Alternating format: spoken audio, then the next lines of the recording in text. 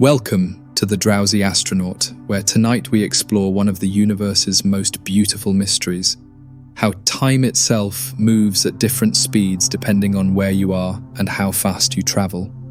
This is going to be a journey through relativity, through Einstein's profound insight that time is not absolute, but flexible, bending and stretching according to gravity and motion in ways that seem impossible, yet are completely real. You can relax, work quietly, or drift towards sleep while I guide you through this gentle exploration, because we will move slowly, explaining each concept simply before adding depth, making the mysterious feel comprehensible and even peaceful. Tonight, we begin with the question of what time actually is, and then we will walk through every major way that time can speed up or slow down, from orbiting satellites to the edge of black holes. By the end, you will understand why astronauts age differently than people on Earth, why GPS satellites need constant corrections, and how time itself can stretch like taffy near massive objects. So let us begin with the basics, with what time means in our everyday lives and how physics reveals something far stranger and more beautiful beneath. Time feels like the most fundamental aspect of existence, the steady tick of seconds into minutes, hours into days, the rhythm by which we measure our lives from birth to death.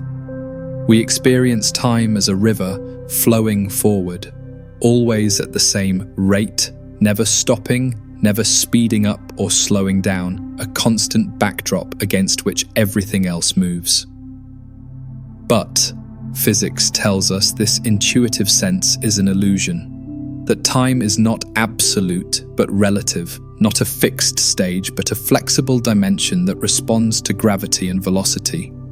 Einstein discovered that time is woven together with space into a four-dimensional fabric called space-time, and that fabric can bend, stretch and warp depending on the presence of mass and energy.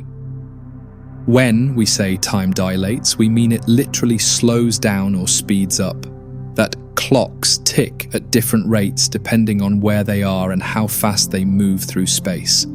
This is not a problem with the clocks themselves, but a real property of time itself, as fundamental as the fact that water flows downhill or light travels in straight lines. Time dilation has been measured, tested, and confirmed thousands of times, from atomic clocks on airplanes to GPS satellites orbiting Earth. And every test confirms Einstein's predictions with stunning precision. It affects everything that experiences time, not just clocks, but atoms, biological processes, radioactive decay, even the aging of your own body and mind. There are two main types of time dilation that we will explore tonight, and the first comes from speed, from motion through space at velocities approaching the cosmic speed limit. Special relativity, Einstein's 1905 theory, tells us that as you move faster, time slows down for you relative to someone standing still, an effect that becomes dramatic near the speed of light. The second type comes from gravity, from the curvature of space-time around massive objects, and general relativity, Einstein's 1915 theory, tells us that stronger gravity means slower time. Both effects are real, both have been measured, and both combine in complex ways when you consider situations like orbiting satellites or astronauts on the International Space Station. Picture yourself holding two identical clocks perfectly synchronized, and imagine sending one clock on a fast journey while keeping the other with you. When the traveling clock returns, it will show less time has passed than your stationary clock, not because it malfunctioned, but because time itself moved slower for the traveling clock during its journey. This seems impossible, like a magic trick or a paradox, but it is neither. It is simply how time behaves in our universe, revealed through careful measurement and mathematical precision. Or picture yourself standing on Earth while your twin travels deep into a gravity well, and when they return, they will have aged less than you, their biological clock slowed by the stronger gravity they experienced. These effects are tiny in everyday life because we move slowly and Earth's gravity is relatively weak, but they become significant in extreme conditions near black holes or at velocities close to light speed. For most of human history, we lived unaware of time dilation because the differences were too small to notice without precise instruments hidden beneath the threshold of perception. But once we developed atomic clocks accurate to nanoseconds and began traveling fast enough in space, time dilation emerged from theory into measurable reality, transforming from philosophical speculation to engineering necessity. Today, GPS satellites must account for time dilation every moment, or else they would provide incorrect locations that drift by kilometers within hours, proving that relativity shapes our daily technology. The understanding of time dilation changes how we view the universe fundamentally, because it means there is no universal now, no single moment that exists everywhere simultaneously. When you look at a distant star, you see it as it was years ago, but someone moving at high speed relative to you might see it at a completely different point in its history. Time becomes personal, unique to each observer's motion and position in space-time, and the universe has no master clock, no absolute reference frame from which all other times are measured. This can feel disorienting at first, like the ground beneath reality has become unstable, but it can also feel liberating, a reminder that time is not a prison but a dimension we move through. Let your mind settle with this idea that time is flexible and personal, that every clock ticks at its own rate depending on gravity and motion, and all of them are equally valid. We will explore this slowly, example by example. From satellites orbiting Earth to travelers approaching black holes, each case revealing another facet of time's beautiful strangeness. The journey will take us from the familiar to the extreme, from the tiny corrections needed for GPS to the frozen appearance of objects falling toward event horizons. But we begin with motion, with speed, and with Einstein's first great insight into the nature of time and space. Special relativity was born from a simple question about light. And if you moved alongside a light beam at the speed of light, would you see the electromagnetic wave frozen in time? Einstein concluded no, that light always moves at the same speed regardless of the observer's motion. And this led to the realization that time and space must adjust to keep light speed constant. The mathematics revealed something astonishing as objects approach light speed. Time slows down for them, and space contracts in the direction of motion, both effects combining to preserve light's constant velocity. This was not speculation, but prediction derived mathematically, and decades of experiments have confirmed every aspect, making special relativity one of the most tested theories in physics. We will explore velocity time dilation next, understanding exactly how speed affects the passage of time, and why moving clocks run slow, a phrase that seems simple but contains profound implications. The speed of light is not just a very high velocity, but something fundamentally different, a cosmic speed limit built into the structure of space-time itself, as unchangeable as the number of dimensions or the laws of mathematics. And this value is so fundamental, it is now used to define the meter, locking the speed of light as an exact constant by convention. What makes this speed special is that it is the same for all observers regardless of their motion. Whether you are stationary, moving toward a light source, or moving away from it, you always measure light at the same speed.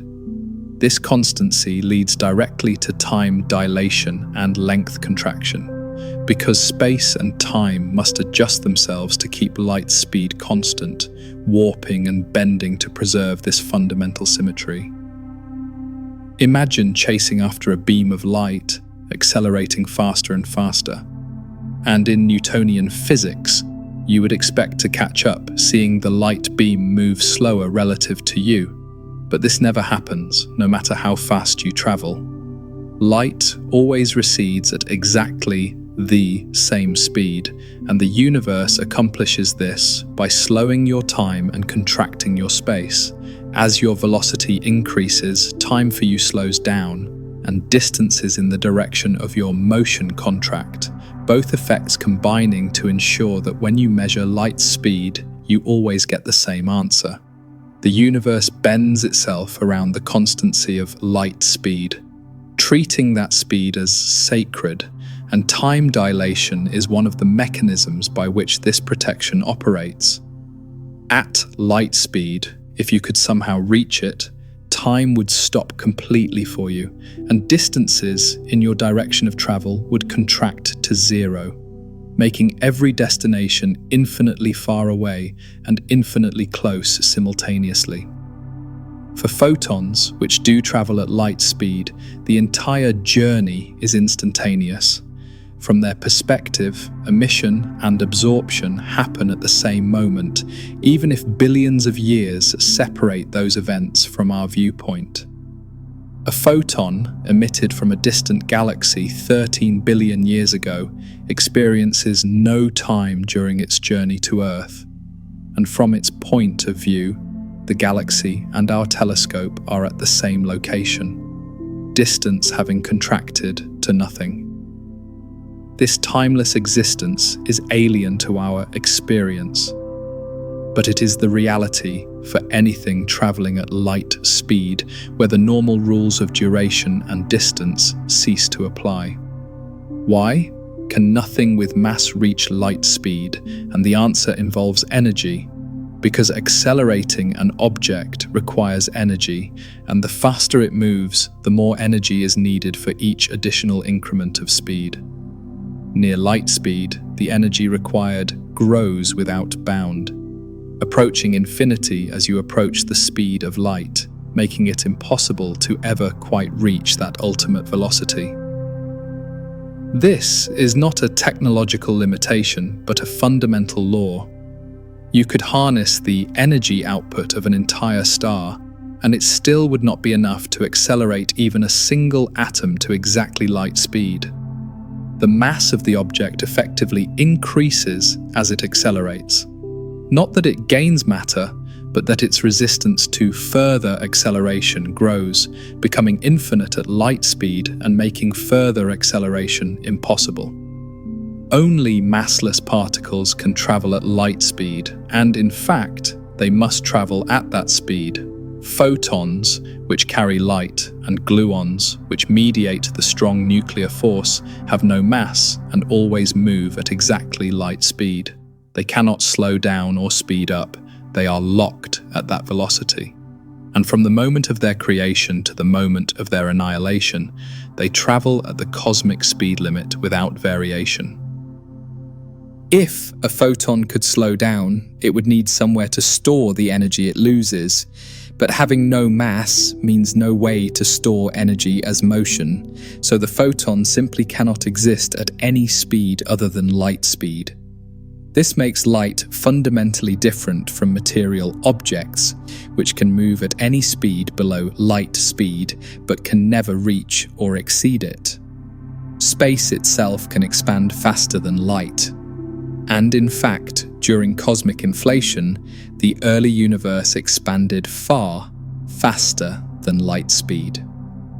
And this does not violate relativity because space itself is expanding, not objects moving through space. Think of it like dots on a stretching rubber sheet. The dots are not moving through the rubber, but the rubber itself is stretching, carrying the dots apart faster than light could travel between them. This means there are regions of the universe we can never reach or observe because the space between us and them is expanding faster than light can cross it, creating a cosmic horizon beyond which nothing is accessible. Light from those regions will never reach us, no matter how long we wait, and the universe beyond that horizon is forever invisible, sealed off by the expansion of space itself. Within our observable universe, however, the speed limit holds, and no information, no matter, no energy can travel faster than light through space.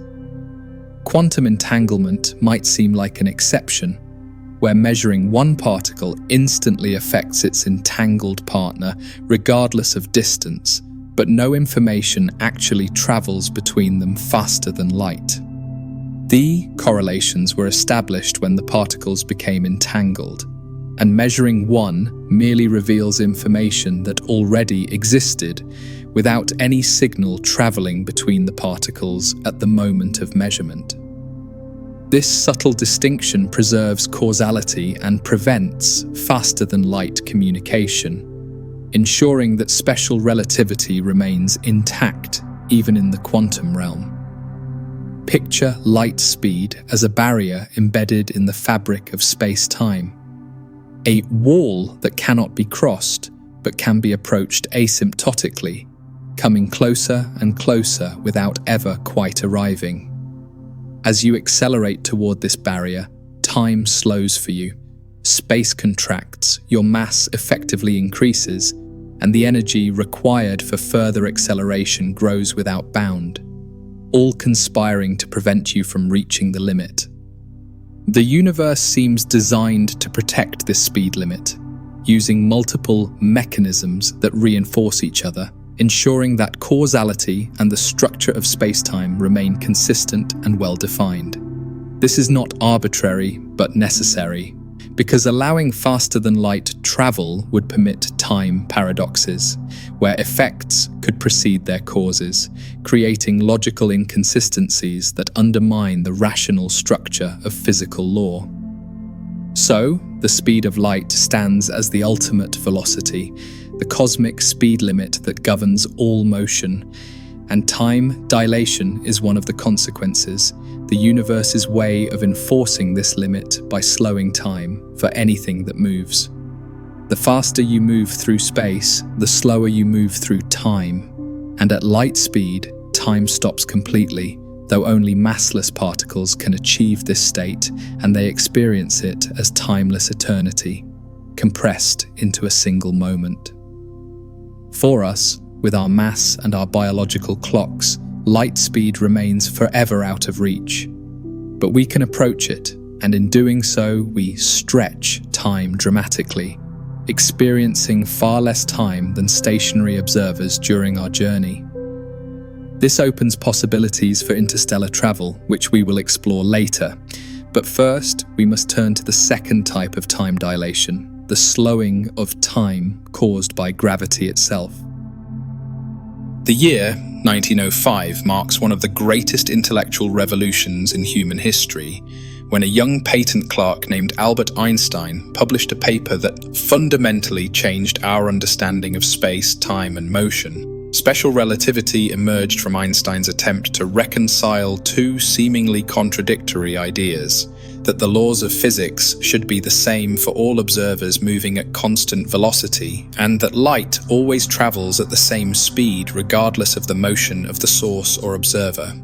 These two principles led to conclusions so strange they were initially rejected by many physicists, including the idea that time itself slows down for objects moving at high speeds relative to a stationary observer. The mathematics were elegant and unavoidable, and once the theory was published, the universe could never be viewed the same way again. The cosmic speed limit is the speed of light in vacuum, and this speed is not just fast but fundamentally special, woven into the structure of space-time itself. Light always travels at this speed relative to any observer, whether that observer is standing still, moving toward the light source, or moving away from it, the measured speed remains exactly the same. This constancy seems impossible because it violates our everyday intuition about velocities adding. If you throw a ball forward from a moving train, the ball's speed relative to the ground is your throw speed plus the train's speed. But light does not behave this way, and the universe adjusts time and space themselves to maintain light's constant speed, a fact that leads directly to time dilation. As an object accelerates toward the speed of light, time for that object slows down relative to stationary observers, and this effect becomes more pronounced as the velocity increases, approaching infinity as you approach light speed. At low speeds, the effect is negligible. At 10% of light speed, time runs about 0.5% slower, barely noticeable, even with precise instruments. But at 90% of light speed, time slows to about 44% of normal, and at 99.9% of light speed, time crawls at about 4.5%, meaning 1 year for you equals over 22 years for stationary observers. This relationship is captured in the Lorentz factor, a mathematical expression that quantifies exactly how much time dilates at any given velocity. The twin paradox is the most famous thought experiment illustrating velocity-time dilation. And imagine identical twins, one stays on Earth while the other travels in a spacecraft at 90% light speed. The traveling twin journeys for what feels like 10 years to them, accelerating away, traveling to a distant star, turning around and returning home at the same high velocity. When they reunite, the traveling twin has aged 10 years, but the Earth-bound twin has aged about 23 years, and they are no longer the same age despite being born on the same day. This is not a trick or an illusion. The traveling twin genuinely experienced less time. Their biological processes, their thoughts, their heartbeats, all occurred at a slower rate relative to Earth. Why does this happen? And the answer lies in the geometry of space-time, where motion through space and motion through time are interconnected like perpendicular directions. Everyone travels through space-time at the speed of light. When you are stationary in space, all your motion is through time, so time passes normally. But when you move through space, some of your motion is diverted from the time direction into the space direction, and this diversion means you move through time more slowly, like trading time motion for space motion. In everyday life, we never notice time dilation because our speeds are far too slow. Even a jet airplane traveling at 900 kilometers per hour, but we can measure it with atomic clocks. And experiments have placed extremely precise clocks on airplanes, flown them around the world, and compared them to identical clocks that remained stationary. The traveling clocks consistently show less elapsed time, typically by a few nanoseconds, and the measured differences match Einstein's predictions perfectly, confirming that velocity truly does slow time. These experiments have been repeated thousands of times with ever-increasing precision, and every test confirms special relativity, leaving no doubt that time dilation is real.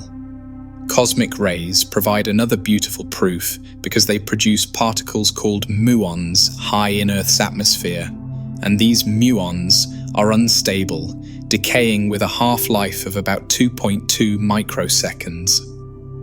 At the speed muons travel, about 98% of light speed, they should only survive long enough to travel about 660 meters before decaying.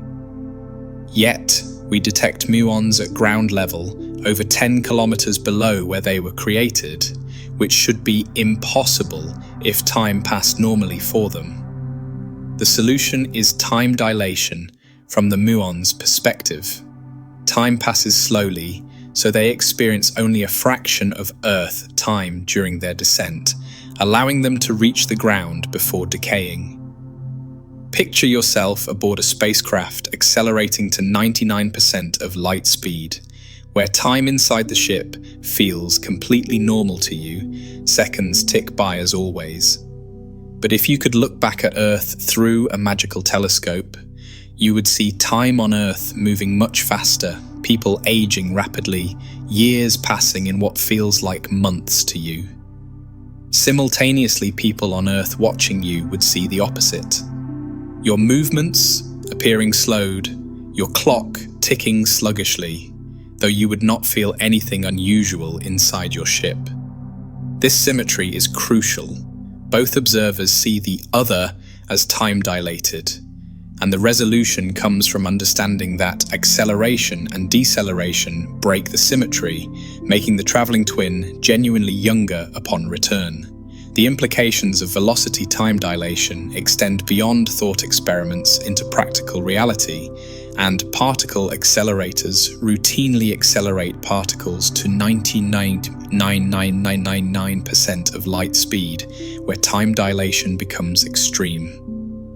Particles that would normally decay in microseconds survive for much longer, allowing physicists to study them, measure their properties, and confirm that special relativity governs the behavior of matter at every scale. Without accounting for time dilation, the calculations would fail and the experiments would yield nonsensical results. But when relativity is included, everything works perfectly, theory and observation agreeing to extraordinary precision. This is not abstract philosophy, but working science, applied daily in laboratories around the world, where time dilation is as real as gravity or magnetism. As you approach the speed of light, time dilation approaches infinity, and at exactly light speed, time would stop completely, though reaching that speed is impossible for anything with mass. Photons, particles of light, travel at light speed and experience no time at all.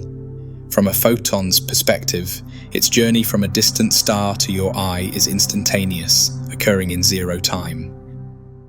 This means photons do not age, do not change, do not experience duration.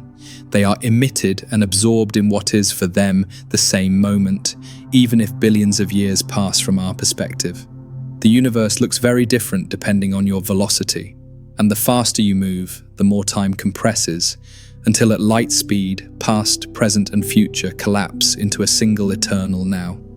Yet, we can never reach light speed because doing so would require infinite energy. And as you accelerate toward light speed, your mass effectively increases, making further acceleration harder and harder. The universe protects the speed limit through this mechanism, ensuring that nothing with mass can ever quite reach light speed. No matter how much energy you pour into acceleration, you asymptotically approach but never arrive. This limit is not a limitation of technology, but a fundamental property of space-time, woven into the fabric of reality itself, as unchangeable as the fact that 2 + 2 = 4. Light speed is the universe's ultimate speed, and time dilation is the mechanism that enforces this limit by making time itself slow down as you approach it. So, we see that velocity genuinely affects the passage of time, and moving clocks run slow, not because they are broken, but because time itself flows differently for them. The faster you move through space, the slower you move through time. And this trade-off is fundamental, unavoidable, and has been confirmed by countless experiments over more than a century. Next, we will explore the second type of time dilation, the effect of gravity on time, where massive objects curve space-time and slow the flow of time in ways that special relativity alone cannot explain. But for now, rest with the knowledge that time is not absolute, and that motion through space changes how quickly time passes, making every journey through the universe also a journey through time itself. 10 years after special relativity, Einstein published general relativity, a theory even more profound, which revealed that Gravity is not a force pulling objects together, but the curvature of space-time itself around massive objects. Mass and energy warp the fabric of space-time, creating curves and valleys. And objects moving through that curved space-time follow paths determined by the curvature, which we perceive as the force of gravity. This geometric view of gravity leads to a stunning prediction. Time itself flows more slowly in stronger gravitational fields, and clocks closer to a massive object tick slower than clocks farther away. An effect called gravitational time dilation. The mathematics are complex, but the concept is beautiful. Time is part of the space-time fabric.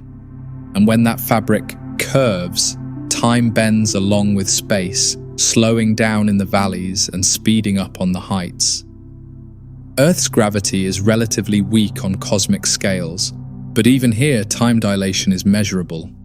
And atomic clocks at sea level run slightly slower than identical clocks on mountaintops, the difference caused by Earth's gravitational field. The effect is tiny, about 1 nanosecond per day for every meter of altitude difference, but with sufficiently precise clocks, this difference can be detected and measured, confirming Einstein's prediction with stunning accuracy. The Pound-Rebka experiment in 1959 first directly measured gravitational time dilation, using the Mossbauer effect to detect the redshift of gamma rays falling through a 22.5-meter tower at Harvard University. The gamma rays gained energy as they fell, arriving with slightly higher frequency than emitted, exactly as predicted by general relativity, proving that time truly does run slower in stronger gravity. Astronauts on the International Space Station orbit Earth at about 400 kilometers altitude, and at that distance, Earth's gravitational pull is weaker than on the surface, so time for them runs slightly faster than for people on Earth. However, they also move at about 7.7 kilometers per second. And this high velocity causes velocity time dilation that slows their clocks, creating two competing effects that partially cancel. The gravitational effect dominates slightly, so astronauts aboard the ISS age fractionally faster than people on Earth, by about 0.01 seconds every year, a tiny difference but real and measurable.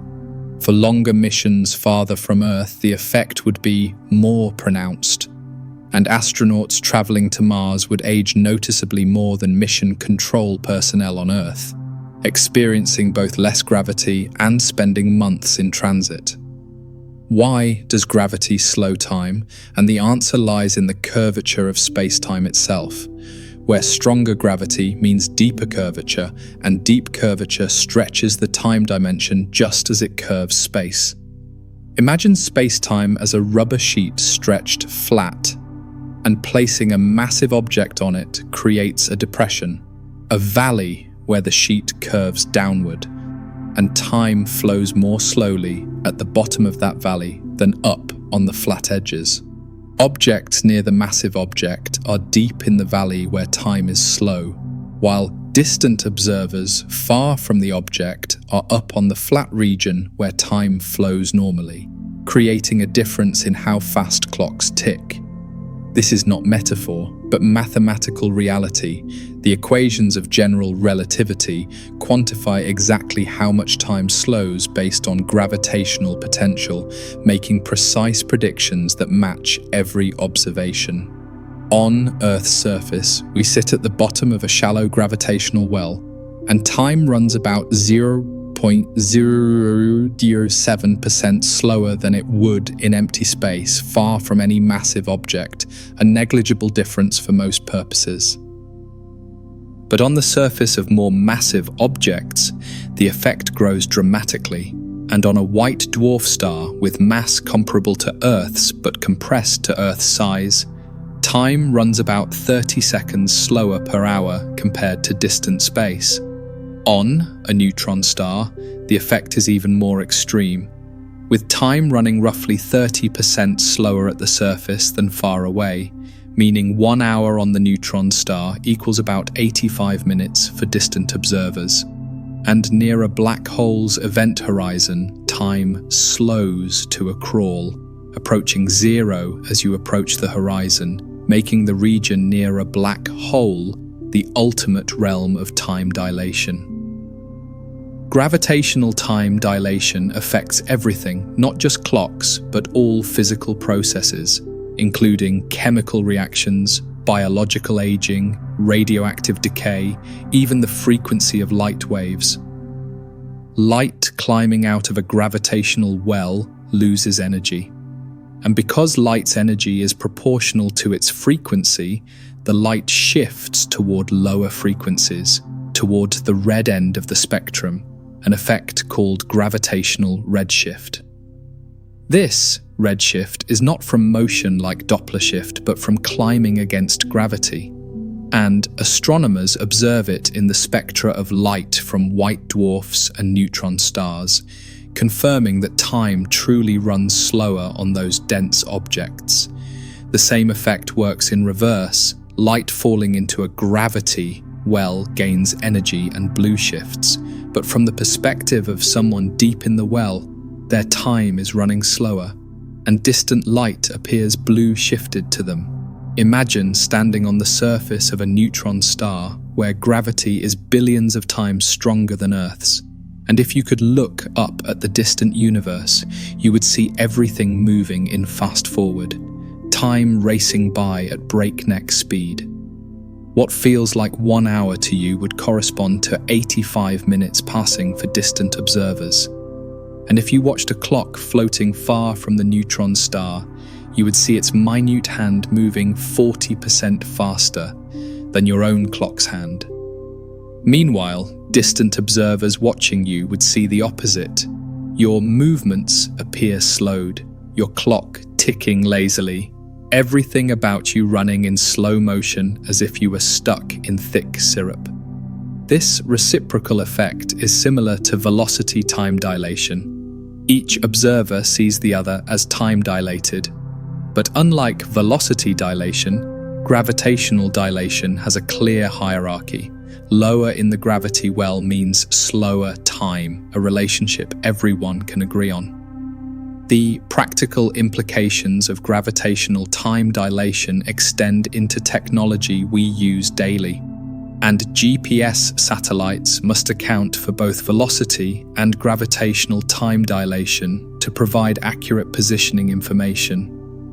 We will explore GPS in detail soon, but the key point is that ignoring gravitational time dilation would cause GPS errors of kilometers within hours, making the system useless without applying relativistic corrections to the satellite clocks. Every time you use GPS navigation to find a restaurant or drive to a destination, you are relying on Einstein's general relativity, on the understanding that time flows differently at different altitudes and velocities. This is relativity made practical, not abstract theory, but working technology. And it demonstrates that time dilation is as real as the ground beneath your feet. So, we have learned that gravity curves space-time and slows the passage of time. And the stronger the gravity, the more pronounced the effect, creating a hierarchy where time flows fastest in empty space and slowest deep in gravity wells. This combines with velocity time dilation to create a complex landscape of time flow throughout the universe, where every location and every trajectory through space experiences time at its own unique rate. Global positioning: system satellites orbit Earth at about 20,000 kilometers altitude, traveling at roughly 14,000 kilometers per hour, and they must account for both types of time dilation to provide accurate location data. Without relativistic corrections, GPS would be useless, accumulating errors of about 10 kilometers per day, making navigation impossible and rendering the entire system worthless for any practical application. The fact that GPS works perfectly demonstrates that time dilation is real, measurable, and must be accounted for in modern technology, turning Einstein's abstract equations into concrete engineering requirements that affect billions of people daily. Let us explore exactly how time dilation affects GPS and how engineers compensate for these effects to maintain the system's remarkable accuracy of a few meters or better. GPS satellites experience two competing time dilation effects simultaneously, and the first comes from their velocity moving at 14,000 kilometers per hour relative to Earth's surface, which causes their clocks to run slower. Special relativity predicts this velocity time dilation slows the satellite clocks by about 7 microseconds per day. A tiny amount, but significant when precision timing is critical for calculating distances based on light travel time. The second effect comes from gravity, and at 20,000 kilometers altitude, Earth's gravitational pull is weaker than at the surface. So gravitational time dilation causes the satellite clocks to run faster, not slower. General relativity predicts this gravitational effect speeds the clocks by about 45 microseconds per day, and this effect is larger than the velocity effect, so the net result is that satellite clocks run fast compared to ground clocks.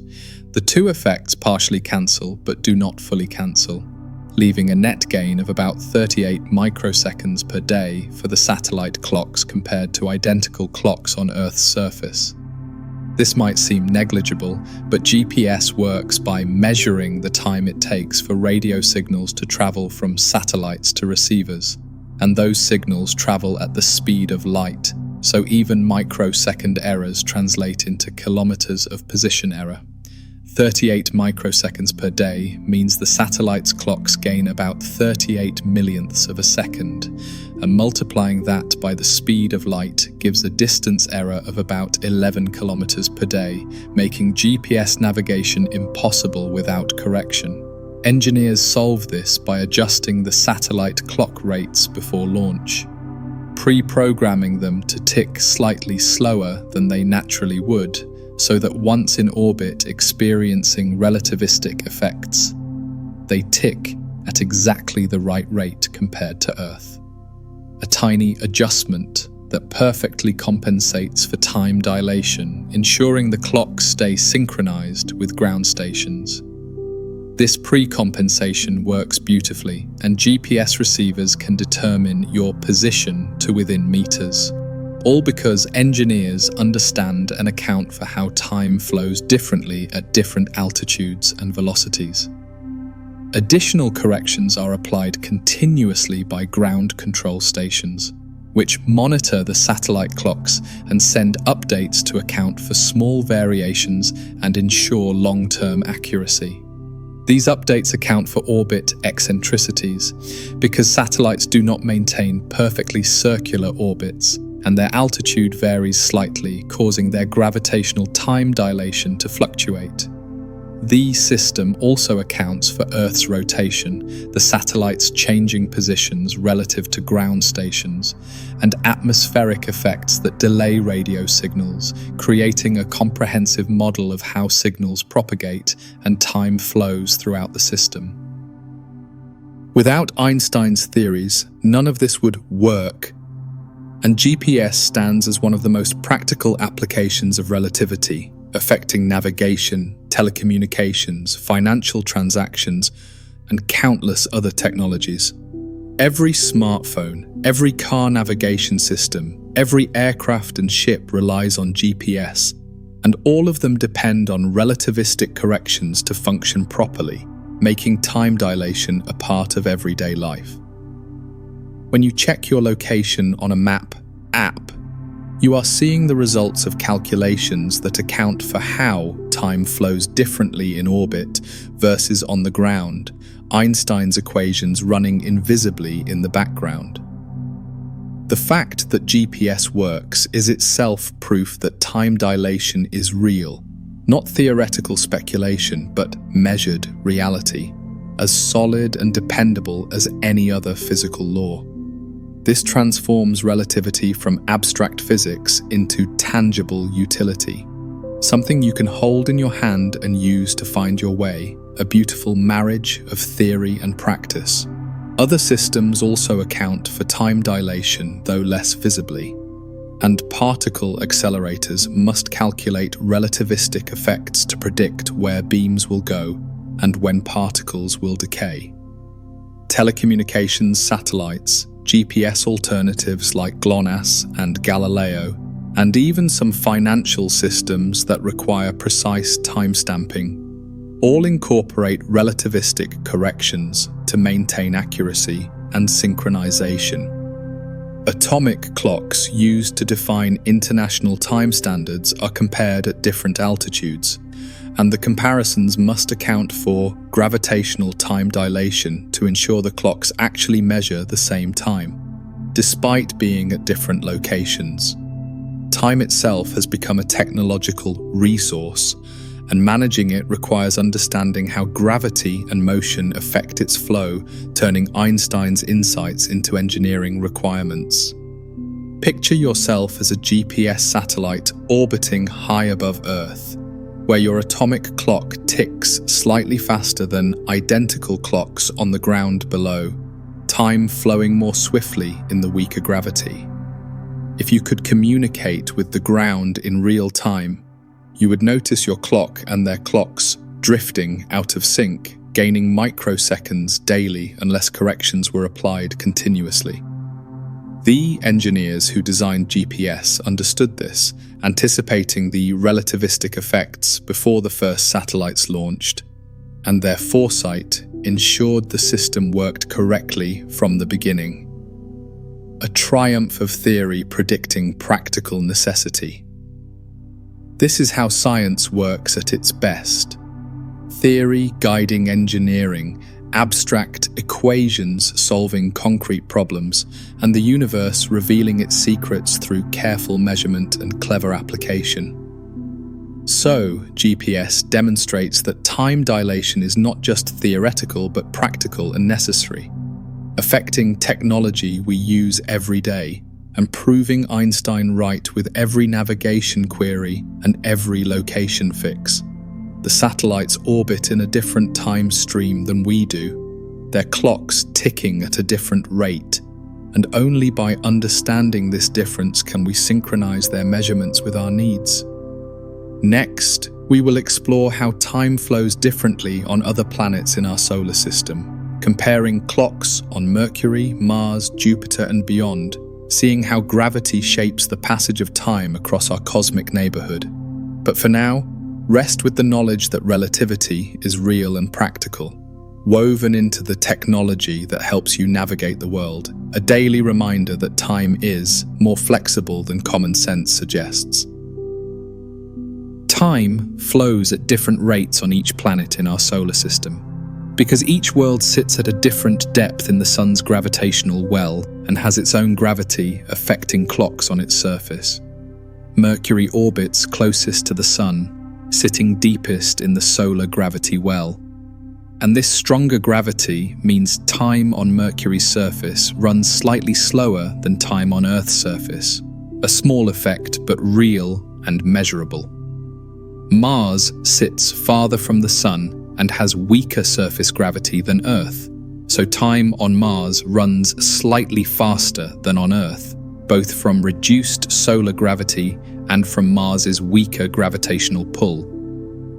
Let us explore these differences world by world, understanding how living on another planet would mean living in a slightly different time stream, aging at a subtly different rate than people on Earth. Mercury orbits at about 0.39 astronomical units from the Sun, experiencing stronger solar gravity than any other planet, and this deeper position in the Sun's gravitational well slows time relative to more distant worlds. Compared to empty space far from the Sun, time on Mercury's orbit runs about 0.003% slower, a tiny fraction but enough to accumulate noticeable differences over long periods. Mercury also has its own surface gravity, about 38% of Earth's. And this adds additional time dilation for objects on Mercury's surface compared to objects in orbit around Mercury. If you lived on Mercury for a year and compared your clock to a clock that remained in distant space, you would find your clock had lost about 10 seconds, aging ever so slightly less than the distant clock experienced. Venus orbits at 0.72 astronomical units and has surface gravity similar to Earth's. So time on Venus runs at almost the same rate as on Earth, with differences of less than a second per year. The combination of solar gravity and surface gravity nearly matches Earth's situation, making Venus and Earth almost twins in terms of time dilation, though Venus's slower rotation creates a different day-night cycle.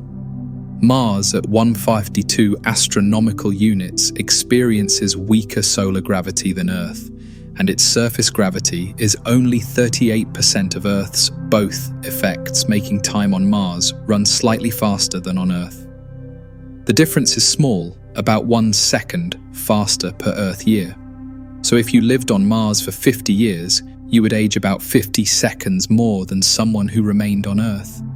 A tiny difference, but philosophically intriguing. Jupiter orbits at 5.2 astronomical units, so solar gravity is much weaker there. But Jupiter's own surface gravity is enormous, about 2.5 times Earth's gravity, creating strong time dilation at its cloud tops. Time at Jupiter's visible surface runs about 0.002% slower than at Earth's surface.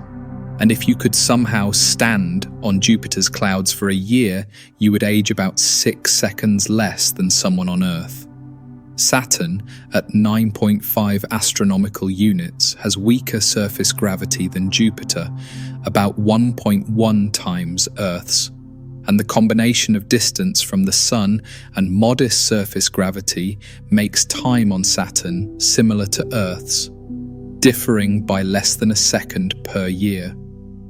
Uranus and Neptune sit even farther out, at 19.2 and 30.1 astronomical units respectively.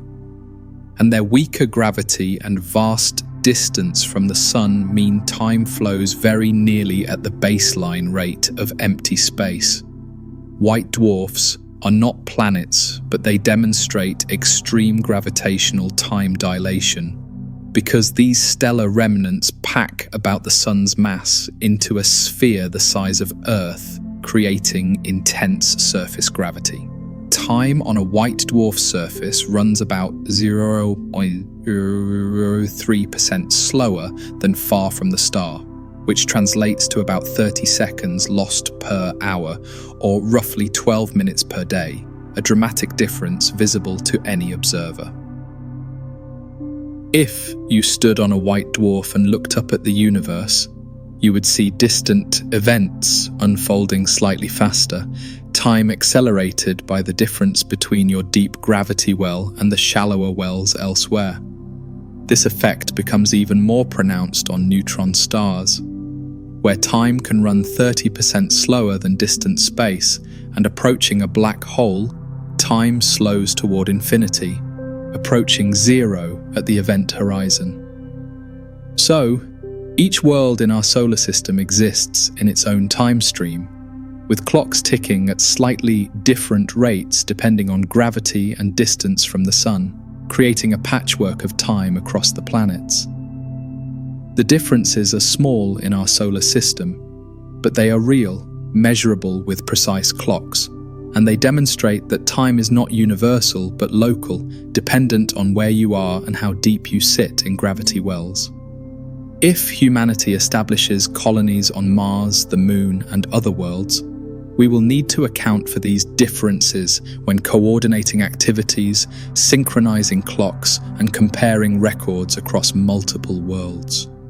A person born and raised on Mars would age slightly faster than their Earth-born twin, not by much, but enough to accumulate minutes over a lifetime, a small but permanent difference written into the fabric of space-time. Picture yourself standing on Mars, looking up at Earth in the night sky, and imagining that time there flows slightly slower than where you stand, that your clock ticks fractionally faster than clocks on the distant blue world. This is not science fiction, but physical reality, the consequence of living at different depths in gravitational wells, and it means that location in space directly affects your motion through time. The universe has no master clock, no universal now that applies everywhere, and each world, each location, each trajectory through space experiences time uniquely, all of them valid and none of them privileged. This localization of time is one of relativity's most profound insights, and it means that when we ask what time is it, the answer depends on where we are and how fast we are moving. In the next section, we will push further from Earth, exploring time dilation near massive stars, neutron stars, and eventually black holes, where gravitational effects become dramatic and time itself becomes almost unrecognizable. But for now, appreciate that even within our familiar solar system, time flows at different rates from world to world, a subtle reminder that the universe is stranger and more beautiful than everyday experience suggests. Each planet is an island in time as well as space, and visiting them means not just traveling distance, but traveling into different time streams, where seconds and minutes and years accumulate at their own unique pace. Massive stars create deep gravitational wells that significantly affect the flow of time, and the Sun, while massive compared to Earth, is relatively modest as stars go, creating only weak time dilation effects. More massive stars, those with 10 or 20 times the Sun's mass, curve space-time more dramatically, and time near their surfaces runs noticeably slower than time far away in interstellar space. The most extreme stellar objects are neutron stars, the collapsed cores of massive stars, packing 1 to 2 solar masses into spheres only 20 kilometers across, creating surface gravity billions of times stronger than Earth's. Let us descend toward these objects, watching time slow more and more, until we reach conditions so extreme that time itself becomes almost unrecognizable compared to our everyday experience. The Sun's surface gravity is about 28 times Earth's, strong enough to trap light and matter, but not strong enough to create dramatic time dilation, with surface time running only about 0.02% slower than far from the Sun. This translates to about 2 seconds lost per year compared to a clock in deep space, noticeable with atomic clocks but negligible for most purposes, barely affecting the Sun's billion-year lifespan from our external perspective. Inside the Sun, gravity is even stronger, and time at the core runs slightly slower than at the surface. Though the difference is still small, measured in seconds per year, not minutes or hours. The Sun is a gentle giant in gravitational terms, but more massive stars push time dilation further, and the most massive stars approach conditions where relativistic effects become significant. A star with 20 solar masses creates surface gravity about 50 times Earth's, and time on such a star's surface runs about 0.01% slower than far away, losing roughly 10 seconds per year. These massive stars are rare and short-lived, burning through their fuel in just millions of years, and their intense gravity shapes not just time but the structure of their atmospheres and the spectra of light they emit. Light escaping such stars must climb a steep gravitational well, losing energy and shifting toward redder wavelengths, an effect called gravitational redshift that astronomers observe in the spectra of massive stars. This redshift is distinct from Doppler redshift caused by motion, and it provides direct evidence that time flows more slowly on the star's surface than in the space where we observe it. When a massive star exhausts its fuel and collapses, it can form a neutron star, and these objects push gravitational time dilation to extremes that dwarf anything seen in normal stars. A typical neutron star has a mass of about 1.4 times the Sun's, but compressed into a sphere only 20 kilometers in diameter, giving it a surface gravity about 200 billion times stronger than Earth's. Time at a neutron star's surface runs roughly 30% slower than far away, which means 1 hour on the surface corresponds to about 85 minutes for a distant observer, a dramatic and easily noticeable difference.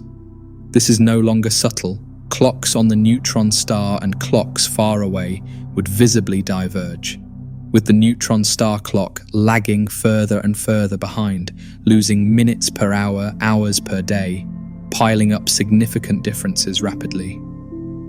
If you could somehow stand on a neutron star's surface and look up, you would see the universe unfolding in fast-forward distant stars aging and moving more quickly than they appear to distant observers.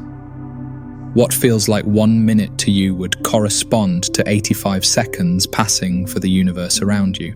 And if you watched a distant clock through a telescope, you would see its second hand moving 40% faster than your own clock's hand. Every attempt to understand time brings us back to entropy, for entropy is not just a law of physics, but a lens that shapes how we see the world. And without it, direction would vanish, order would collapse, leaving us in timelessness. The arrow of time is not commanded by equations but by probabilities, which lean so heavily toward disorder that forward becomes inevitable. And yet we must remind ourselves that inevitability here is only overwhelming odds, not fundamental ban, chance masquerading as certainty. We walk through our days trusting the arrow, knowing that breakfast will not uneat itself, that conversations will not dissolve into silence before they begin. And this trust builds our lives, our culture, our stories. Each one a thread woven only forward. So the truth we must hold is simple but profound. Time could run backward, but in practice it does not, because probability hides backwardness behind numbers so small they vanish from reality, leaving us only with forward. Consider the human body as a living testament to the arrow, for every cell, every organ, every system relies on energy moving from high states to low, and without that flow, life would stall, metabolism would freeze, and biology would die. The cells burn fuel, extracting order from food and spilling disorder outward into heat, and in that trade, the arrow is written into flesh, in every heartbeat, every breath, every flicker of thought, binding us to forwardness. If time reversed, these processes would not simply rewind in a way we could survive. They would collapse into incoherence, with food undigested, oxygen unbreathed, and identity unformed, unraveling existence instead of sustaining it. Thus, the arrow is not merely external, not only cosmic, but intimate, inscribed in blood, in memory, in heartbeat, our very existence chained to its forward climb. Imagine what it would mean if biology itself ran backward, if organisms unraveled into eggs, if forests dissolved into seeds, if fossils rose from stone and grew flesh again, if history was a film in rewind. The experience of such a life would be alien, for memory could not anchor us, language could not describe cause, and culture could not persist, because every forward expectation would fail, every meaning would dissolve, every pattern would break. We see hints of this strangeness when we dream, when sequences shuffle and endings arrive before beginnings. But even dreams remain anchored in the arrow because the brain itself cannot truly imagine reversal, only distortions of forward flow. So to live in such a reversed cosmos would not be to live at all, but to fragment. For without cause leading to effect, without memory pointing backward, identity would collapse, leaving emptiness. Still, there are realms of physics where reversibility feels less impossible, where the rules themselves allow backward paths. And here we must descend to the quantum, the smallest stage, where symmetry still holds, unbroken. The particles of quantum mechanics obey laws that do not distinguish between forward and backward, equations that permit motion in either direction equally. And so at this scale time is neutral, reversible, unconcerned with entropy. But scale is everything, for when billions of such particles interact, the odds favor disorder so overwhelmingly that forward emerges, and what was symmetrical in small numbers becomes biased in large, burying reversal under probability. This paradox between micro and macro defines the arrow, symmetry below and direction above. Possibility in principle and impossibility in practice, a universe layered with contradiction. Perhaps this contradiction explains why time captivates us, because it feels both obvious and mysterious. Obvious in daily life, mysterious in theory, both undeniable and yet unresolved. The laws insist that backward is allowed, that nothing prevents it mathematically, but the cosmos insists that forward is reality, that entropy rules, that memory flows, and this split unsettles us. We know from broken cups and fading stars that time is irreversible, and yet we know from equations that reversal is possible, and holding both truths at once stretches our understanding, leaving us restless. So the question lingers, if time could run backward, why doesn't it? And the answer begins not with law, but with history, with the improbable beginning of the cosmos, with the roll of dice that set the arrow. Consider the birth of the universe, that moment we call the Big Bang, when matter and energy erupted into being, when entropy was improbably low, when smoothness reigned, and from that smoothness, the arrow was born. The universe began in a state so neat it defies probability, so unlikely it remains unexplained. And yet it is this beginning that gave entropy room to grow, that gave time room to flow, that gave us history. If the origin had been messy, filled with irregularities and chaos, then the arrow would have been smothered at birth, for entropy would already be maximized, and no direction could unfold, no stars could shine. So the mystery of time's arrow is also the mystery of the beginning, why the cosmos was so improbable, why order was chosen over chaos, why the story could begin at all. Even cosmologists admit they do not know, for no observation can pierce the veil of that first moment, and speculation multiplies, each theory elegant but unconfirmed, each one a guess dressed in mathematics. Some scientists suggest the Big Bang was a fluctuation, a chance accident in an infinite sea where improbabilities eventually occur, and we inhabit the branch where order began, where entropy could grow, where time could flow. Others imagine the multiverse, with countless universes, each with its own arrow, some forward, some backward, and we simply live in the one where the arrow points as it does, because only here life could arise.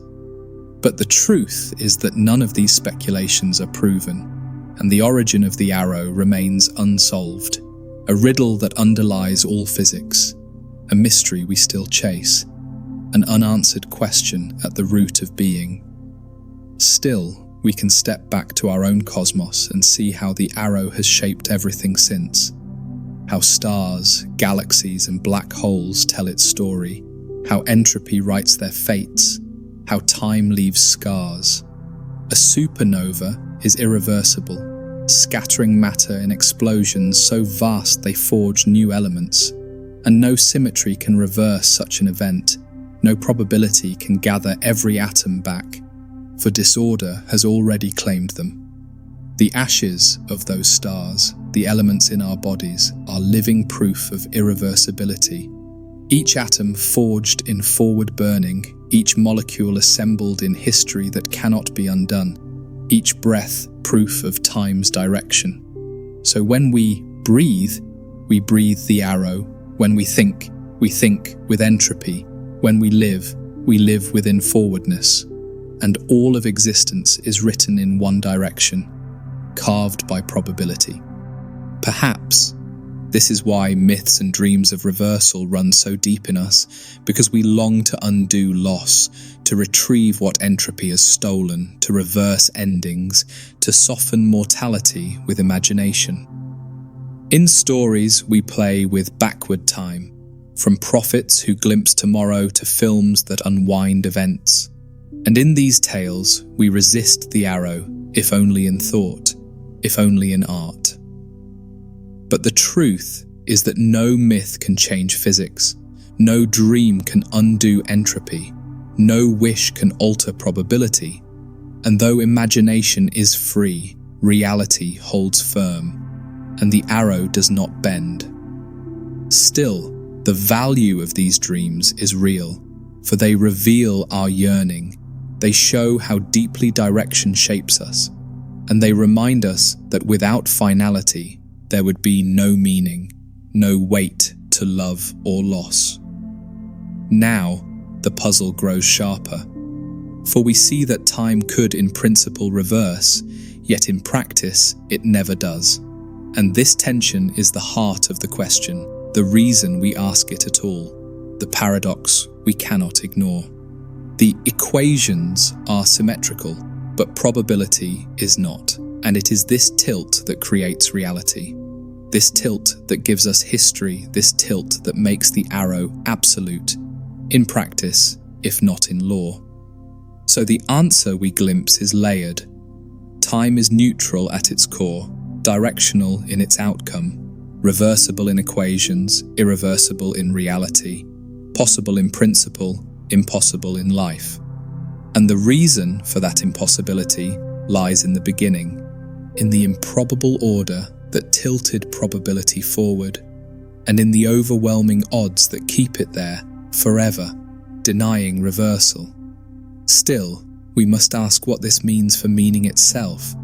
For if time is bound forward, then our lives are bound forward, and every moment we cherish is made valuable by its irreversibility. The memory of love or learning would mean nothing if it could be undone, if it could be replayed endlessly. But because it cannot, because entropy forbids return, it becomes priceless, weight carved into time. If the arrow bent freely, existence would lose gravity, for choices could be erased, consequences rewritten, and meaning itself would dissolve, for nothing would be final, nothing would matter, nothing would endure. So the truth is paradoxical. The arrow that limits us also frees us. The arrow that dooms us also gives us meaning. The arrow that denies return also creates value, a cage that is also a gift. Even as we reach toward the answer, the question still burns. For why was the beginning ordered? Why was probability tilted? Why was history allowed? And here we confront the limits of science.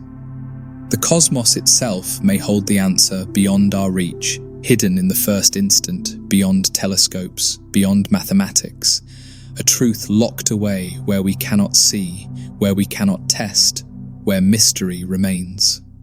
Perhaps the universe does not owe us clarity.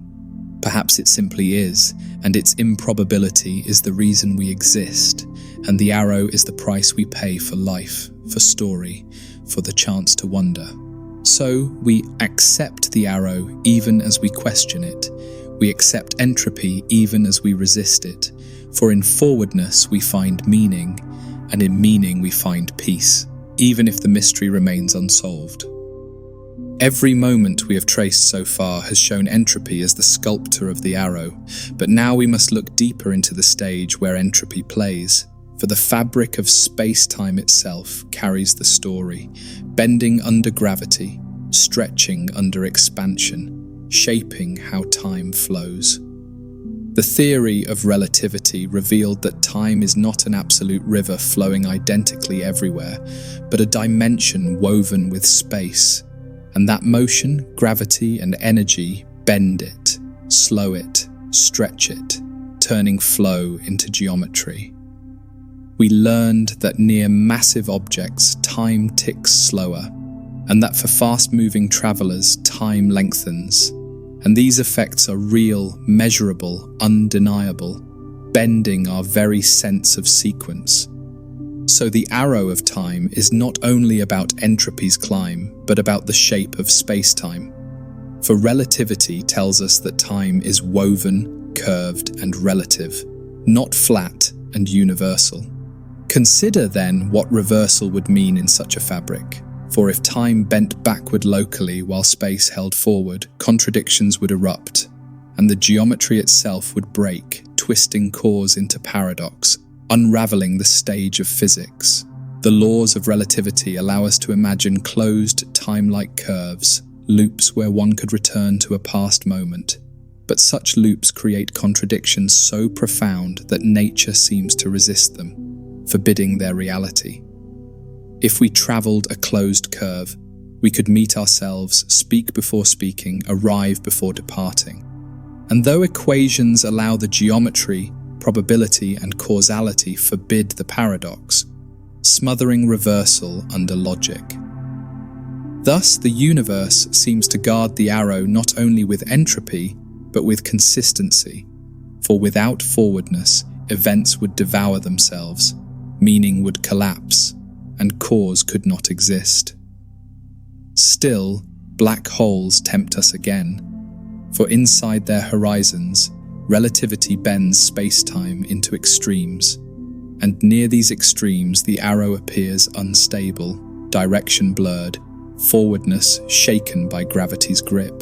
The horizon marks a place where inside and outside lose their usual meaning, where even light cannot escape, and beyond it the future appears to point only inward towards singularity, a direction that is absolute.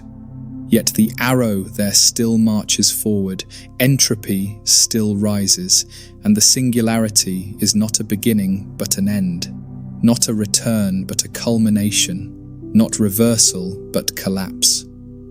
To reverse such collapse would be to defy both relativity and entropy, to turn singularity into rebirth.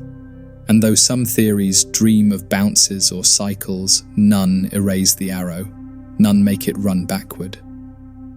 Perhaps the greatest test of the arrow is cosmic expansion itself, the growth of the universe since the Big Bang. For the stretching of space is irreversible, written into the motion of galaxies, impossible to undo. The cosmos is expanding faster than ever, driven by dark energy, spreading galaxies apart at accelerating rates, and this expansion sets the stage for entropy's final act, for equilibrium across infinite distance, for heat death. If time reversed, space would contract instead of expand, galaxies would rush inward instead of apart, stars would brighten back into fuel, black holes would uncollapse, and entropy would decrease. But such a vision is not our universe's path, for every measurement confirms acceleration, every observation confirms expansion, every sign confirms the arrow's forwardness. Still, cosmology teases us with cyclic models, universes that bounce instead of ending, arrows that reset instead of dying, and these cycles tempt us with the dream of renewal, of time reborn, of meaning extended. In some models, the universe collapses back into a big crunch, a mirror of the Big Bang, where perhaps a new arrow could emerge, perhaps reversed, perhaps reborn, perhaps continued in symmetry.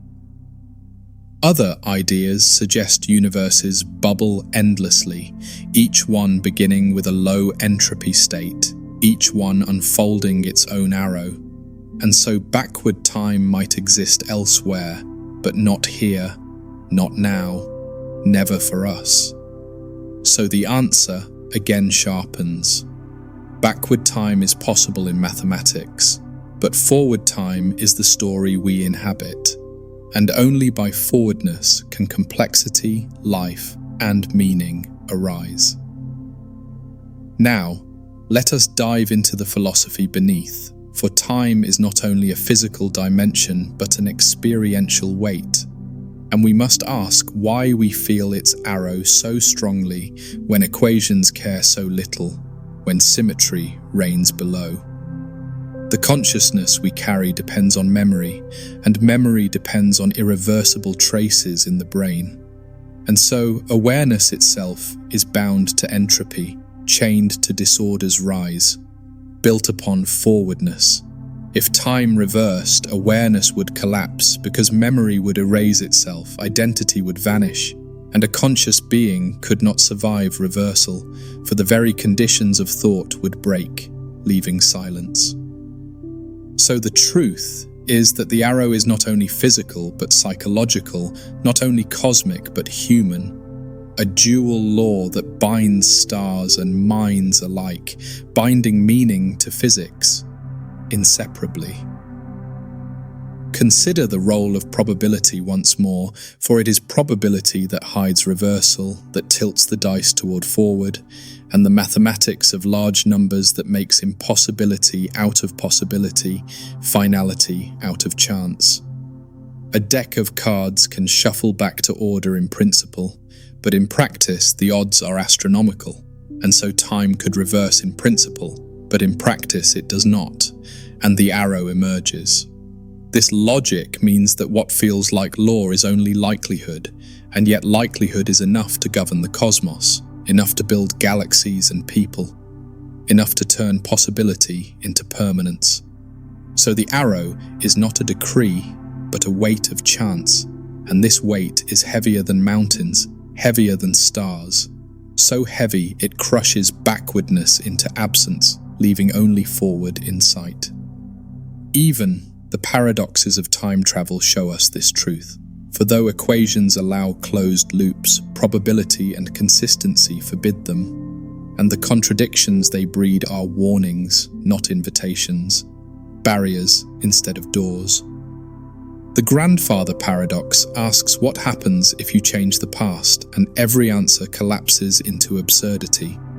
For either you undo your own existence or create impossible loops, and nature resists such incoherence. In response, some theories invent parallel timelines, where reversal splits into branches instead of contradictions. But even then, entropy holds, for each branch has its own arrow, each arrow runs forward, none truly reverse. So, the dream of time travel remains fiction, and the arrow remains fixed, and the contradictions remain unsolvable, and forwardness remains our only road, our only story.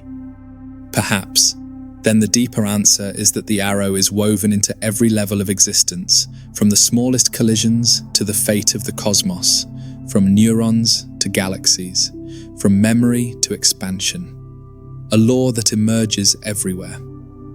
The meaning of this is profound, for it means that forwardness is not an illusion, but a condition, not a trick, but a truth, and that our longing for reversal is not physics, but yearning, not law, but imagination.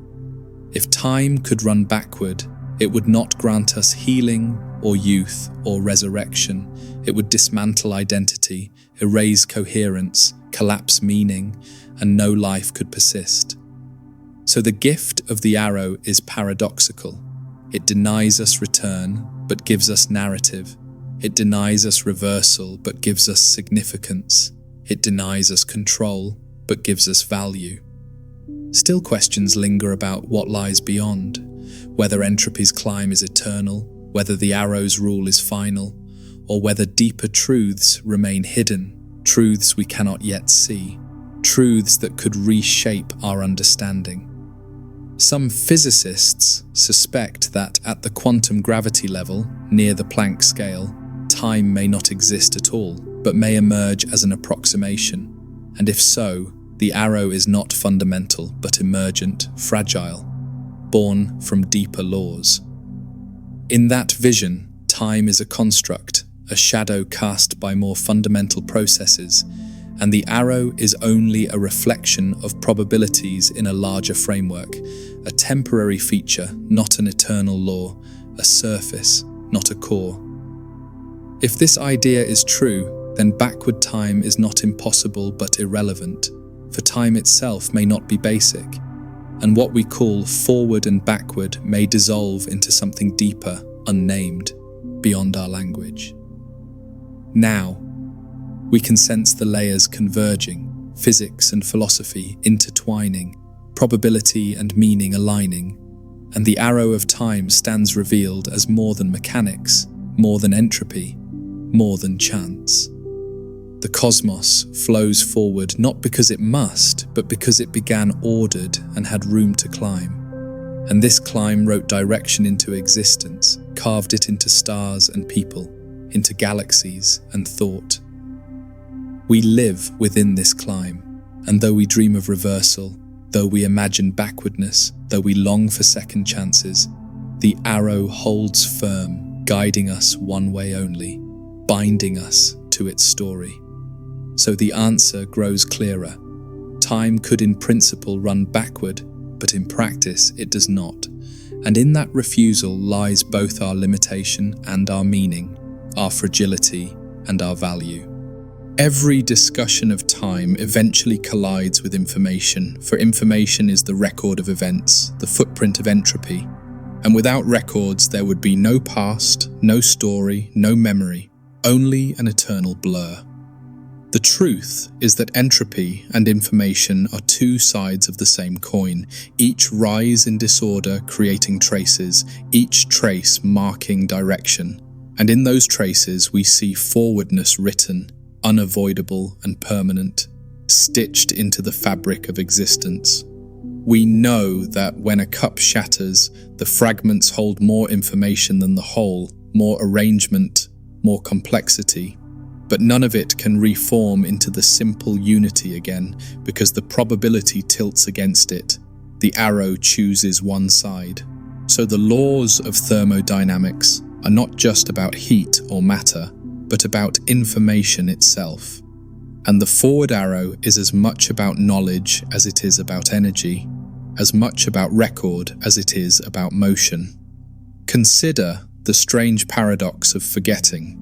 For memory in the brain depends on irreversible marks, but forgetting does not truly erase. It only adds more complexity, more traces on top, never undoing the arrow beneath. The neurons alter their wiring to strengthen or weaken a thought, but the act itself is irreversible, adding entropy as it occurs. And even erasure is only new writing, not true deletion, another trace instead of less. So in practice, there is no backward for memory, no real undo, no true return. And even in the most intimate part of self, time holds absolute sway. The arrow is final. Thus, the mind becomes the clearest mirror of entropy, shaped by forwardness, chained by irreversibility. And even imagination of reversal is only forward rearrangement of traces, never true undoing, never true backwardness. Still, quantum mechanics teases us with possibilities, with rules that seem neutral, reversible, symmetric, and yet when we observe, when we measure, the arrow returns, collapsing probabilities into facts, and leaving irreversible records behind. The measurement problem of quantum theory asks why outcomes appear definite when equations allow superpositions, And one answer is that observation itself is entropic, creating irreversible traces in the measuring device, binding quantum neutrality to macroscopic arrow. In this way, the arrow may emerge not just from probability, but from observation itself, from the act of measuring, from the collapse of possibilities into one outcome, from the creation of records. So the truth may be that time's arrow and quantum measurement are inseparable, each requiring the other, each shaping the other. And without observation, there is no direction, no story, only probabilities drifting. Perhaps this is why entropy and information are so deeply tied, why black holes themselves hold entropy in proportion to surface area. Because every particle swallowed adds information to the horizon, never subtracts it, records that cannot be undone.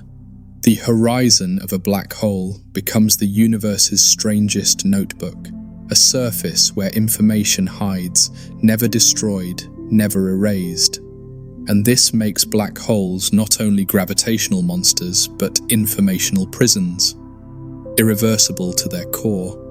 The paradox of information loss once haunted physics, asking whether data could vanish forever inside.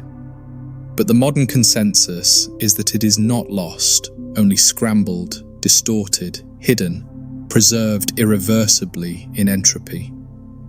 So the arrow rules here as well, for information flows one way, into record, into disorder. And backwardness is forbidden even at the edge of singularity, even at the most extreme stage of reality, beyond any hope of reversal.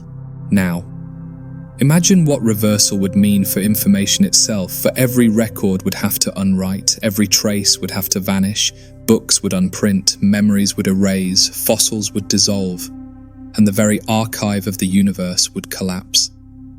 The concept of history would disappear, because history is nothing but records, nothing but traces of entropy rising. And in a reversed cosmos, there could be no history at all, no story to tell, only unwriting.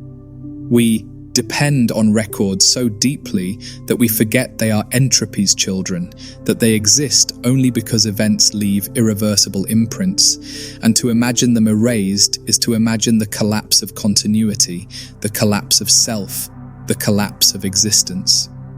So, the question of time running backward is really the question of whether records can be unwritten, and the answer is no. For probability denies it, for entropy forbids it, for the arrow protects its traces. Even mathematics shows us this in the logic of thermodynamics, where the second law says entropy increases, and every rise leaves information behind, every change leaves more records, never fewer.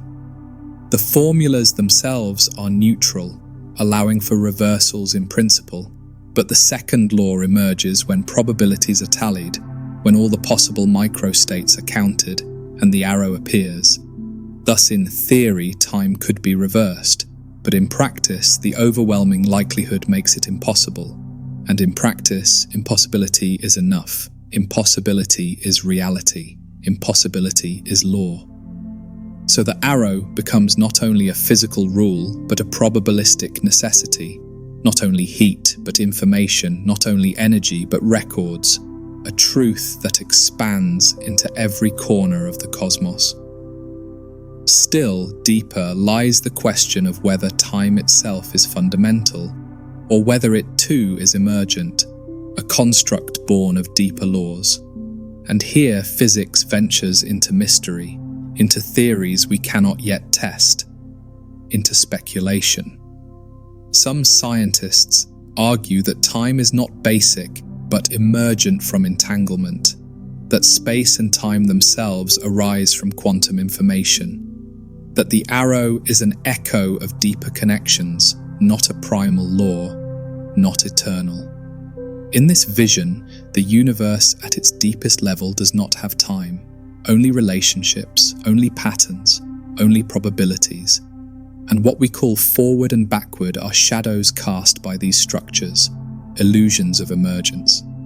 So the truth may be stranger than we dream, that time could run backward only in the sense that emergence could change, that the surface rules could alter if deeper rules shifted.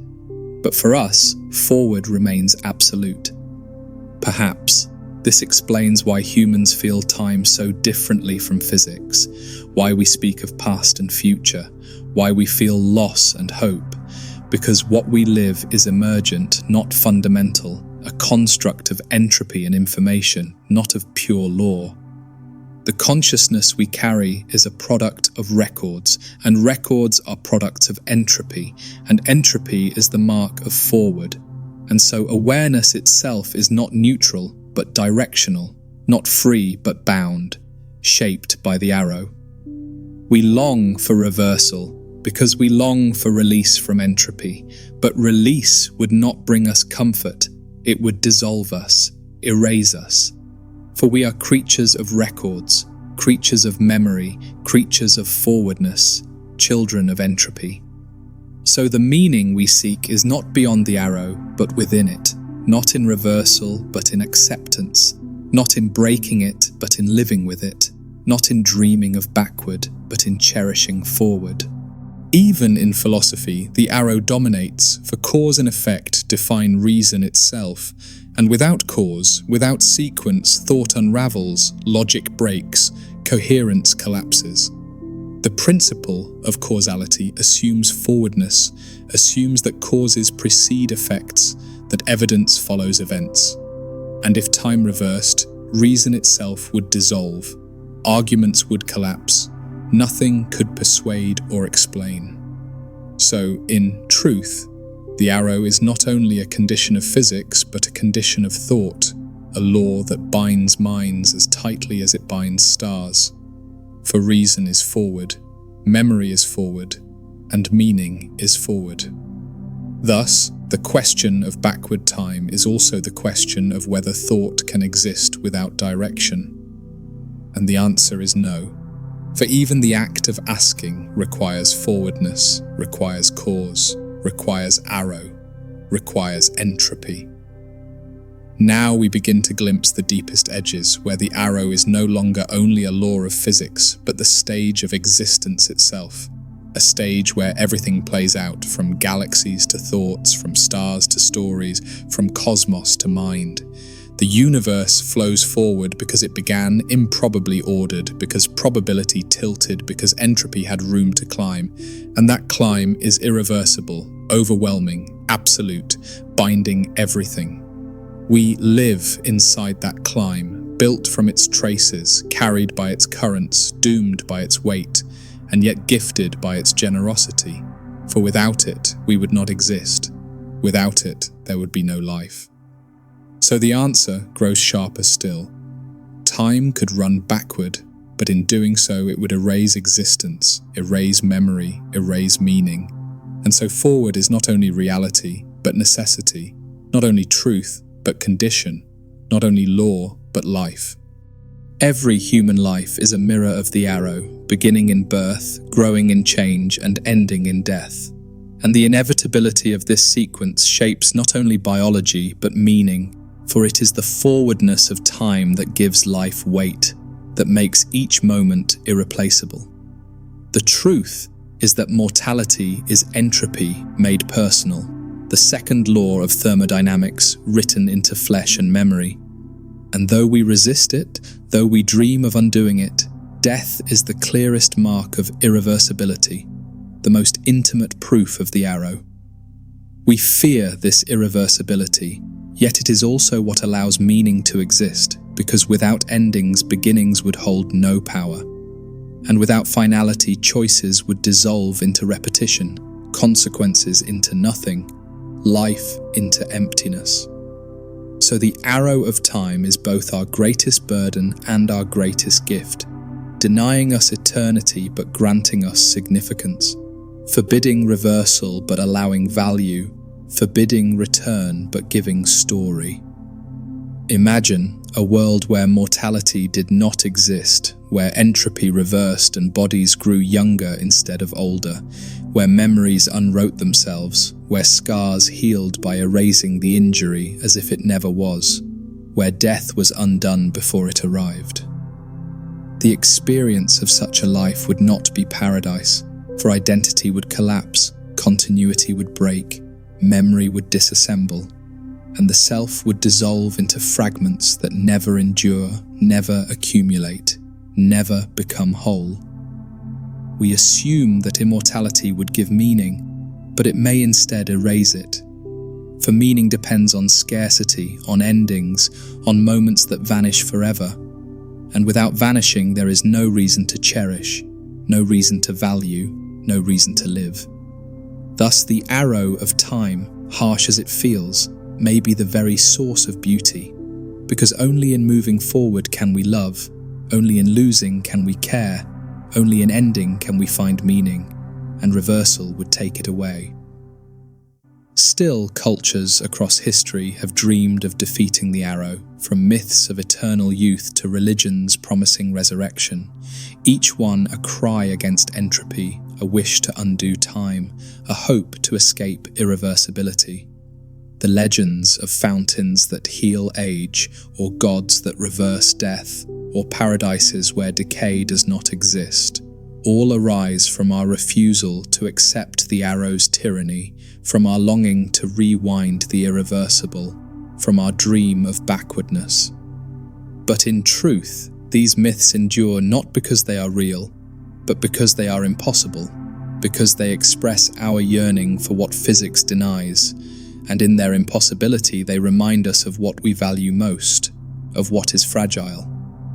So the arrow becomes not only a physical fact, but a spiritual boundary, shaping myth as much as it shapes stars, defining longing as much as it defines galaxies, binding human hope to cosmic law. Consider how death itself is entropy's climax in life, the moment when order collapses, when the body can no longer resist disorder, when cells fail, when systems break, when energy stops flowing, and forwardness completes its work. The biological arrow mirrors the cosmic arrow, each life a small universe of order slowly undone, each organism a pocket of improbability collapsing into probability, each heartbeat a step toward equilibrium. To reverse death would not be to heal, but to erase, to undo the story, to remove the traces. And in undoing the traces, the life itself would vanish, the meaning would dissolve, and memory would collapse. So the truth is that we do not only die because of entropy, we also live because of it. For the same imbalance that makes endings possible also makes beginnings possible, and we cannot separate them. Perhaps this explains why immortality feels both tempting and hollow, for we sense that endlessness would strip value from time, that without scarcity moments would blur, and without endings choices would lose weight, and life would lose shape. The meaning of existence is inseparable from its brevity, inseparable from its irreversibility, inseparable from the arrow. For what we love because it cannot be kept, because it must be remembered, because it cannot return. If time reversed, love itself would unravel, for memory would unwrite the bonds, stories would unspool into silence, and affection would dissolve into nothing. And the very things we long to preserve would be erased by reversal, not restored. So the paradox is sharp. Our yearning for backwardness arises from our love, but backwardness would erase love. And forwardness, though it breaks us, is the only path that lets us feel love at all. Even science fiction, which often plays with time reversal, reveals this paradox when told carefully. For stories of undoing the arrow often end in incoherence, in paradox, in collapse, because meaning itself resists reversal. The paradoxes of time travel, like meeting your past self or preventing your own birth, are not only narrative puzzles, but philosophical warnings. They show that life cannot exist without forwardness, that cause and effect cannot untangle, that backwardness collapses reason. We learn from these tales not only the limits of physics, but the limits of coherence. For to undo time is to undo story, and to undo story is to undo mind. And the arrow is as much narrative as it is physical, as much about coherence as energy. So the dream of reversal remains myth, not science, because even in imagination it erases meaning. And the arrow, harsh though it is, protects both reason and purpose, binding us to coherence. Still, physics continues to probe the limits, asking whether time is fundamental or emergent, whether the arrow is eternal or temporary, whether entropy's rule is law or surface, and each new insight deepens the puzzle. Some cosmologists propose that in the farthest future, after heat death, time may dissolve entirely, for without change there is no direction, without direction there is no flow, and in stillness time loses meaning. Others suspect that time itself is an emergent property of entanglement, that space-time is not fundamental but built from information, and if so, the arrow is not law but consequence, not eternal but contextual, not absolute but emergent. So the mystery lingers. Is forwardness written into the foundation, or is it an accident of emergence? Is it necessary in all realities or only in ours? Is it universal or only local? Now, let us imagine timelessness itself, a universe where no arrow exists, where entropy has finished climbing, where equilibrium reigns, and in such a world nothing would move, nothing would change, nothing would live. The concept of timelessness may sound like eternity, but in truth it is emptiness, for without change there is no awareness, no memory, no story, and what we think of as eternity would feel like nothingness, silence without measure. So to seek timelessness is to seek not paradise but erasure, not immortality but dissolution. For without the arrow there is no continuity, no story, no self, no existence. Thus the truth emerges again. Forward time is not only the reason we live, it is the reason we exist. The reason there is something rather than nothing, the reason there are stories rather than silence. Perhaps. Then our yearning for backwardness is not a flaw, but a mirror of our fragility, a reminder that what we love most is fleeting, that meaning itself arises because time flows, because endings arrive, because irreversibility holds. The beauty of existence is inseparable from the arrow, for every sunset is unique, every breath unrepeatable, every moment fragile. And though this fragility hurts, it also makes life luminous, giving weight to the temporary. If time reversed, fragility would vanish, but so would beauty, and what we longed to preserve would collapse into nothing, and we would not be saved, but erased, not healed, but undone, not blessed, but silenced. So the lesson is clear. Backwardness would destroy the very things we yearn for, and forwardness, though painful, gives us the gift of meaning, the gift of story, the gift of love, the gift of existence. Even now, as we stand in this middle age of the cosmos, we feel the arrow pressing on us, reminding us of mortality, of endings, of entropy. And though we resist it, though we dream against it, we live by it, and cannot exist without it. The galaxies continue to spread apart, the stars continue to burn, the black holes continue to evaporate, and all of it is written forward, all of it irreversible, all of it chained to the arrow, every process unfolding one way. We exist in this fragile window between improbable beginnings and inevitable endings, a window where entropy rises but complexity still blooms. And in this bloom, meaning flowers, memory accumulates, and stories are told. So the truth we glimpse is this: backward time is not our story, forward time is, And forwardness, though fragile, is the condition of life, and in it we find not only law but beauty, not only necessity but gift. Every time we have spoken of the arrow, we have treated time as a flowing river, but deeper questions remain. Is the river truly moving, or is the flow an illusion, a trick of perception, a story told by consciousness? The idea that time is not fundamental but emergent has haunted physics for decades, whispered in equations of relativity and quantum theory, and it suggests that forwardness and backwardness are not universal truths but perspectives, shadows of something deeper. We measure time by clocks, by motions of planets, by vibrations of atoms, but these are only changes, only comparisons, only sequences, and the thing we call time may be nothing more than the ordering of change. So the truth may be that there is no flow, only arrangements of states, each one complete, each one existing.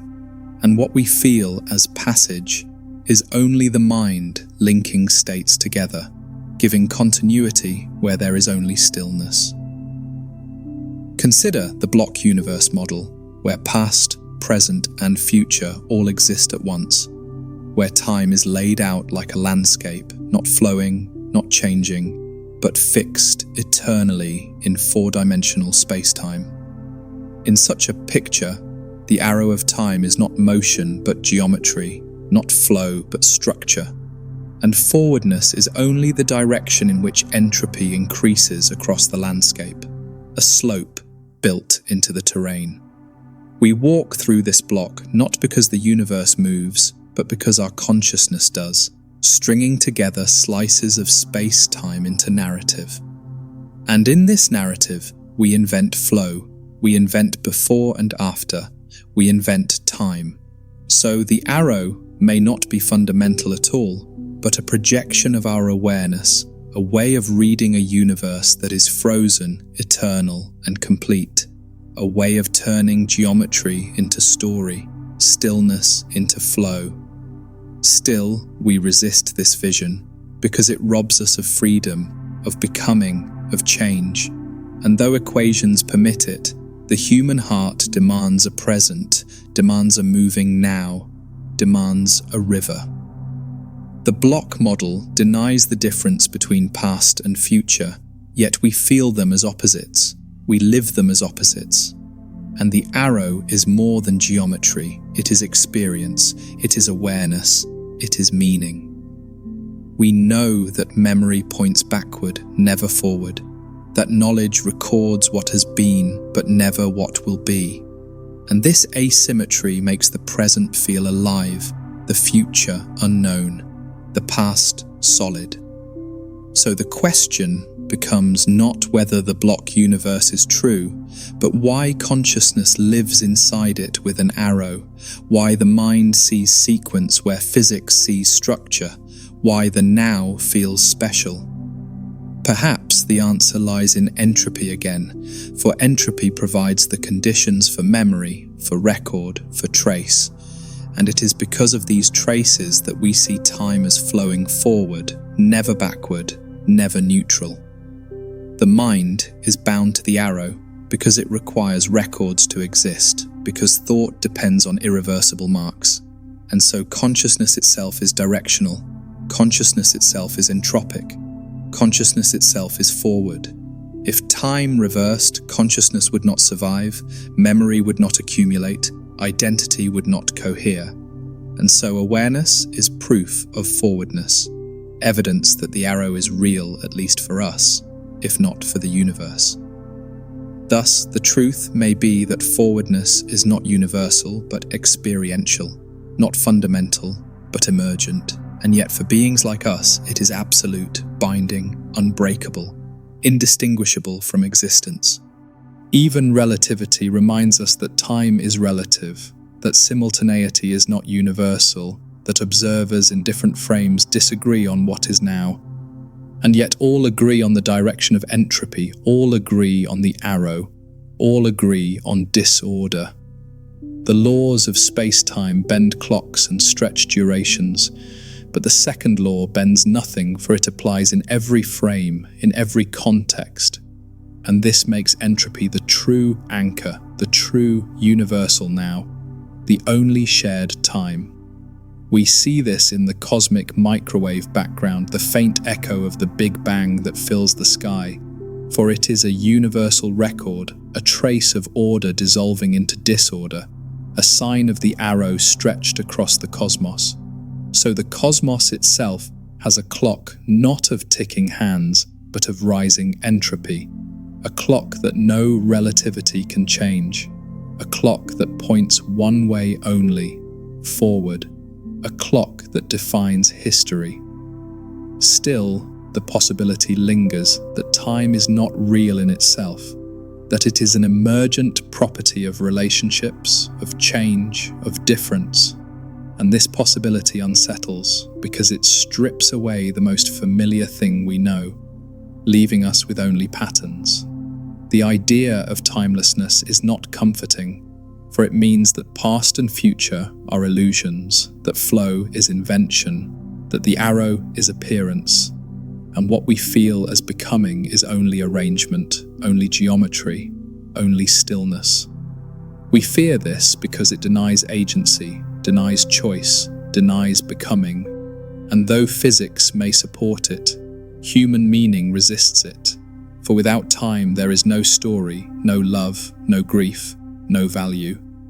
So the paradox remains. Physics points toward timelessness, but consciousness demands time, and the arrow may exist only because we do, only because minds like ours require it, only because we feel it. Consider, then, whether forward and backward are human constructs, ways of ordering experience rather than fundamental truths. And if so, our longing for reversal is longing for something we invented, something that exists only in us, not in the cosmos. The labels of past and future are ours, words we place on the geometry of space-time. And though the slope of entropy gives them grounding, the experience of flow belongs to us, not to the universe. And without us, there is no arrow. We long for reversal because we long for what we call past. We long for what we call memory. We long for what we call lost. But these categories exist only in forward time, not in timeless reality, not in fundamental physics. So the answer may be that backward time cannot exist because time itself may not exist, because it is invention, emergence, appearance, and what we call forward and backward are only shadows, only stories. Even then, the arrow retains its hold, for shadows shape us as surely as substance, and illusions can be lived as realities. And whether time is fundamental or not, its direction governs us, defines us, controls us. The universe may be timeless, but we are not. We are beings of memory, of record, of entropy. And so for us, the arrow is as real as matter, as real as stars, as real as love, undeniable. We cannot escape this, for to imagine escape is to imagine from within forwardness, to think with memory, to long with records. And so even our rebellion against the arrow confirms it, even our resistance proves it, even our dreams obey it.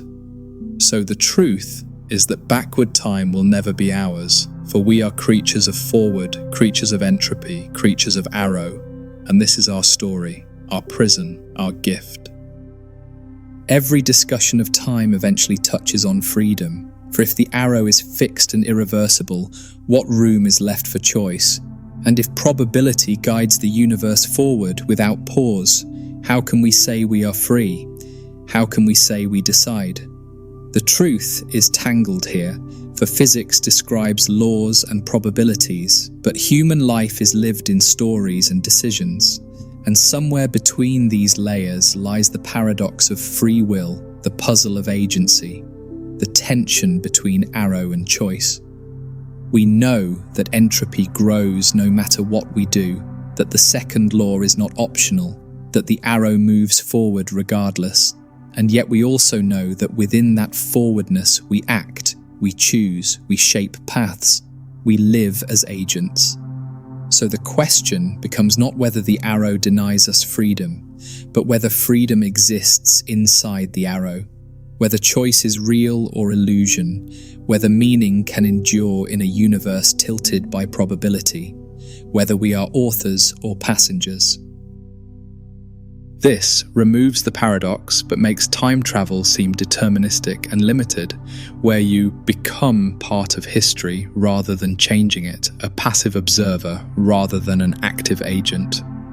Some find this satisfying, others find it unsatisfying, but it shows that logical consistency can be maintained even with past-directed travel if the universe enforces self-consistency.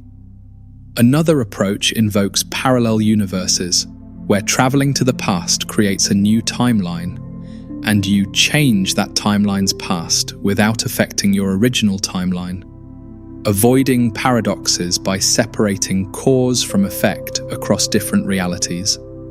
You could prevent your grandfather from meeting your grandmother in the new timeline, but your original timeline remains unchanged, and your existence there is not threatened. Only the alternate timeline's version of you is never born. This requires the existence of multiple timelines or parallel universes, and whether such things exist is uncertain, falling more into speculative physics than established theory. The multiverse interpretation of quantum mechanics suggests something similar, but whether it allows time travel remains debated, and the connection between quantum many-worlds and time travel is speculative. So, time travel to the past remains uncertain, probably impossible, but not definitively ruled out, while time travel to the future is mundane, ordinary, and happening constantly through velocity and gravitational time dilation. You can reach the future through physics, but the past seems protected, and the universe appears to enforce causality, preventing effects from preceding causes and maintaining the logical structure of events. Why the universe has this asymmetry, allowing forward but not backward travel, connects to entropy and the arrow of time, and may reflect deep principles about causality and the nature of physical law that we do not yet fully understand.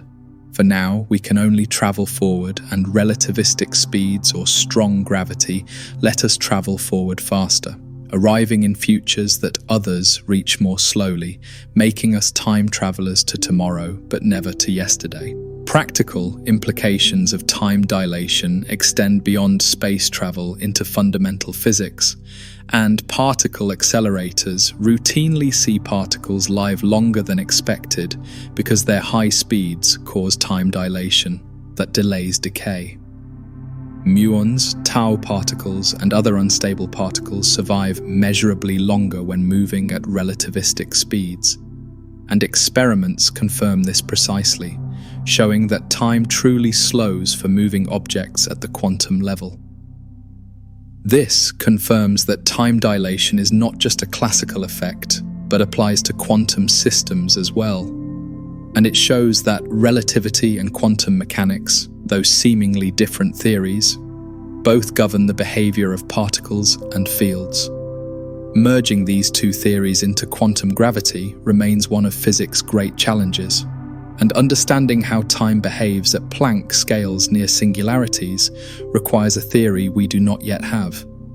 GPS satellites, atomic clocks on airplanes, particle accelerators, and astronomical observations all confirm time dilation.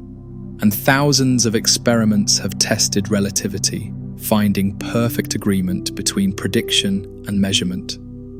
This makes time dilation one of the most tested aspects of physics, more solid than almost any other theory, and as reliable as gravity, electromagnetism, or any other fundamental force. We live in a universe where time is flexible, where clocks can disagree, where simultaneity is relative, and all of this is proven, real, woven into the fabric of space-time itself. We have journeyed together through the landscape of time dilation, from GPS satellites to black holes, and along the way we have discovered that time is not the absolute, universal flow we intuitively experience, but something far more flexible and strange. Each of us moves through time at our own rate, determined by how fast we move through space and how deep we sit in gravitational wells, and no two observers share exactly the same passage of time. This might seem unsettling at first, the idea that time is personal rather than universal, but it can also feel liberating, a reminder that your experience of time is uniquely yours, valid and real regardless of how others measure it. The universe has no master clock, no cosmic metronome that ticks for everyone. And this absence of absolute time means that reality is richer and more nuanced than everyday intuition suggests. Your moment of now is not the same as anyone else's now, because simultaneity is relative, and what you experience as present depends on your motion and position in space-time. An astronaut orbiting Earth experiences a different now than you do reading these words, and someone approaching a black hole experiences a now that is radically stretched compared to distant observers watching them. Yet, all of these nows are equally real, equally valid, and the universe contains countless overlapping presents, each one the experienced reality of some observer moving through space-time. This means time is not a single river, but a vast landscape, with countless paths through it, some fast and some slow, all of them legitimate perspectives on the same underlying reality. Time dilation reminds us that the universe is stranger than common sense suggests, and that physics reveals beauty in unexpected places, in the bending of time near massive objects and the slowing of clocks on fast-moving ships. These effects are real, measured, confirmed by technology we use daily, and they show that Einstein's insights were not abstract philosophy, but descriptions of actual reality, predictions that have been tested and found true. We live in a relativistic universe where time and space are intertwined, and understanding this connects us to something larger than ourselves, to the deep structure of space-time itself. Every moment you experience is part of this structure, a unique path through the landscape of time, and that path is shaped by gravity, motion, and the fundamental laws that govern existence. Looking up at the night sky, you are seeing light that has traveled across time as well as space, and the photons entering your eyes left their source years, decades, or millennia ago, depending on the star's distance. That light experienced no time during its journey, traveling at light speed where time stops completely, and from the photon's perspective, emission and absorption happen simultaneously. Beginning and end merged into one eternal instant.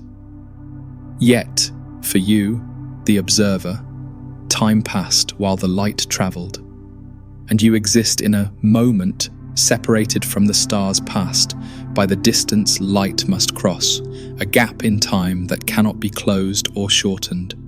This disconnect reminds us that the universe is vast, not just in space, but in time, and that connection across cosmic distances requires patience, waiting for light to bridge the gaps that separate us from distant stars.